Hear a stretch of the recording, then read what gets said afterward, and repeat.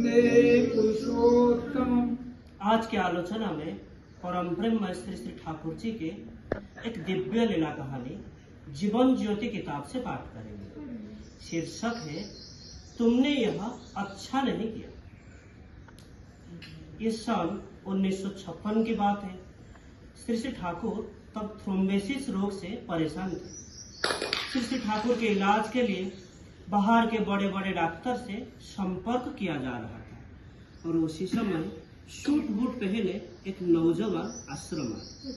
उनका हाव भाव आदि देखकर किसी कुलीन वंश के लग रहे थे। वे श्री श्री ठाकुर को प्रणाम करके अपना परिचय देते हुए बोले, मेरे पिताजी डॉक्टर ए बानर्जी दिल्ली के प्रख्यात चिकित्सक हैं। मेरा नाम डॉक्टर बी बानर्जी है। मैं लंदन से MARCP डिग्री लेकर कुछ दिनों पहले लौटा हूँ। श्री ठाकुर बहुत सम्मान पूर्वक बोले, आप यदि कुछ दिनों के लिए ये आश्रम में रहते तो मुझे खुशी होती। युवक उत्साहित होकर बोले, मेरा भी यही इच्छा है कि कुछ दिनों के लिए यहाँ रहकर भक्तों की सेवा कर।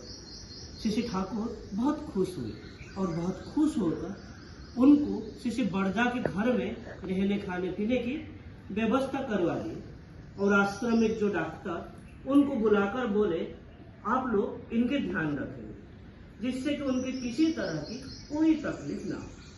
कुछ दिनों के अंदर ही श्री ठाकुर के तबीयत ज्यादा खराब हो गई और डॉक्टर मुखर्जी यथा समय श्री ठाकुर के नजदीक आए और पूछे, ठाकुर आपको क्या तकलीफ है?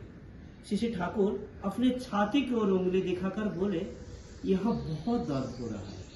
आश्रम में जितने डॉक्टर हैं उनके विशेष अनुरोध पर डॉक्टर मुखर्जी श्री ठाकुर को स्टेथोस्कोप से परीक्षण किए और श्री ठाकुर डॉक्टर मुखर्जी से बोले, बड़ी बहू को नहीं देखोगे? डॉक्टर मुखर्जी सर हिलाकर जवाब दिए, जी अभी देखेंगे।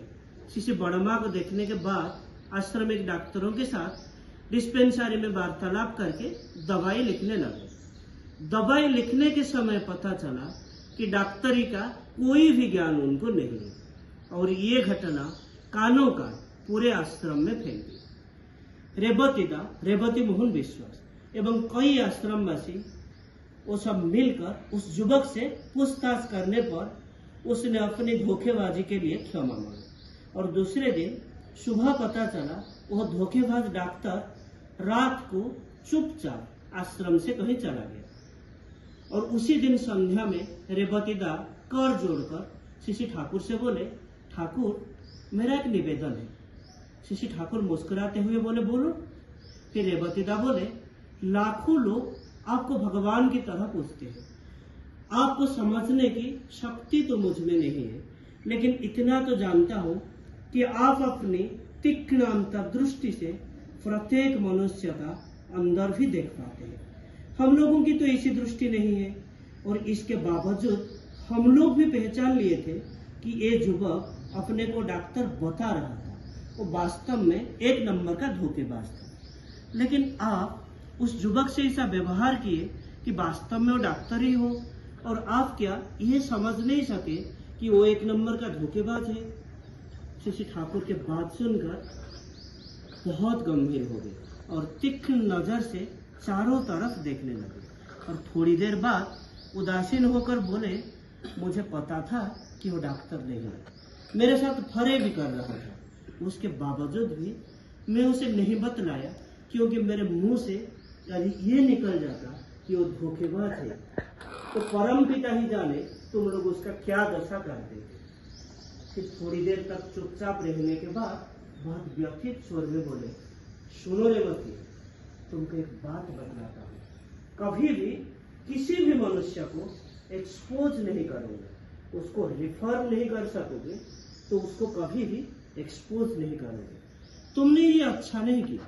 श्री ठाकुर सर उठाकर आकाश की तरफ उदासी भरी नजरों से कुछ समय तक देखते रहे।